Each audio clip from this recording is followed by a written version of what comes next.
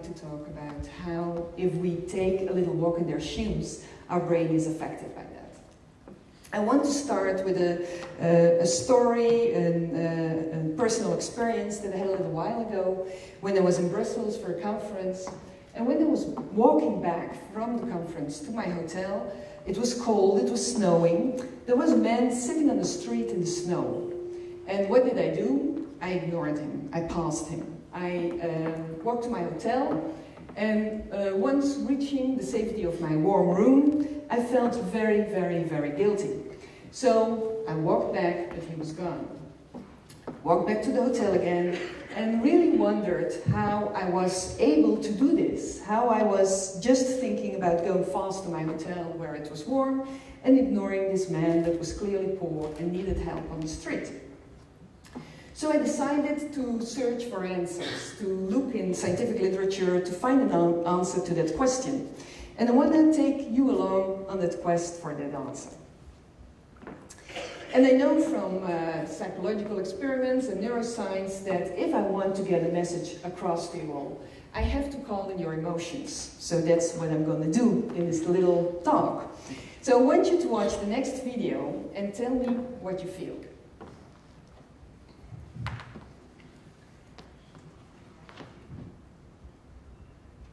There will be a close-up.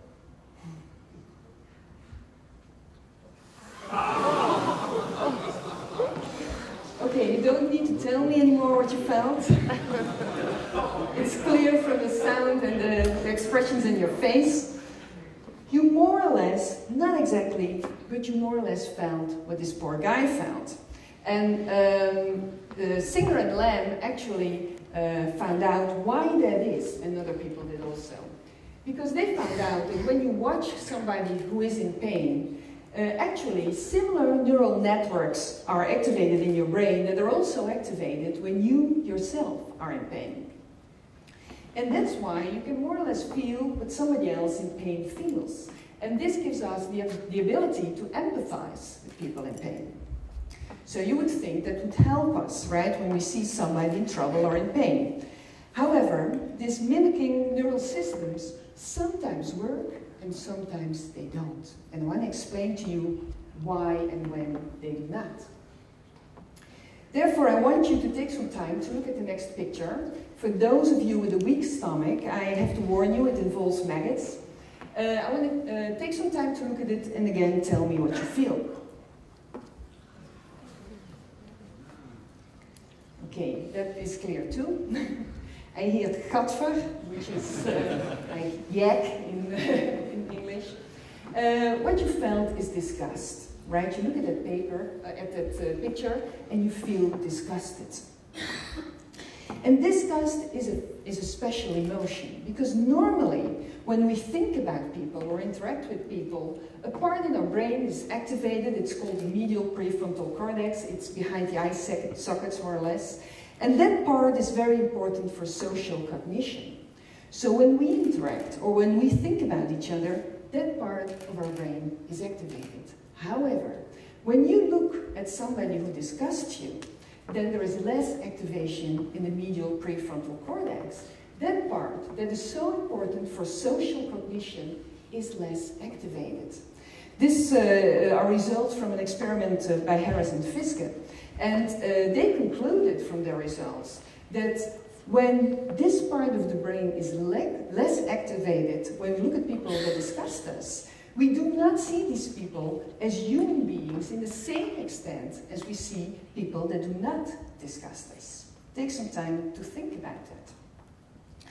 Because if we see people as less than human, this might explain why we can treat them as less than human.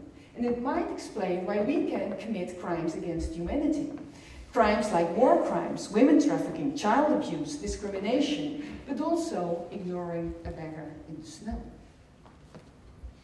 And of course, when we know this knowledge, when we have some insight into this neural process, there is another question. Can we counteract this process of dehumanization? And I'm not the first one who is asking this question. Also, Harris and Fiske asked the same question. And in the follow-up of their study, they showed that if you put yourself in somebody's shoes, somebody who is in need, somebody who disgusts you, then you reactivate that part of the brain. You reactivate the medial prefrontal cortex, right? Your social cognition is going to work again. And you can do that in a very simple way, they showed. If you ask yourself a simple question like, does this person like carrots more than broccoli, for example, then already you are reactivating this part of the brain. We also did some research on this topic at my lab in the University of Tilburg, and we showed that if we have people experiencing the daily life of people with dementia, then actually we enhance their empathy for these people, right?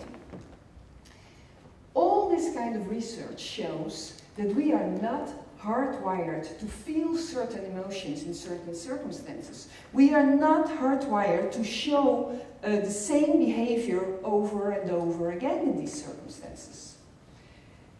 We know that the brain drives our thoughts, our behavior, our feelings, experiences. Everybody does understand that. But we also know that our own thoughts, our behavior, our feelings, our experiences influence our brain. And with influencing, I mean they structure our brain. They make the functions of our brain, they change those functions.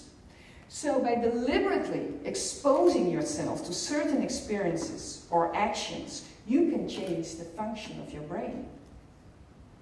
We are not hardwired, and therefore we can go from dehumanization to rehumanization, as Fiske and Harris also showed. So now you have a little bit of insight into the answer to the question why we can ignore people in need. And you also know how a little walk in their shoes is affecting our brain. Well, with all this knowledge in mind, I like to propose a worldwide, real-life social problem-solving experiment. And I want you all to be part of it. Let's actively try to walk more often in the shoes of somebody in need or somebody who agitates us and see how it affects our world. I'm looking forward to your experiences. Thank you very much.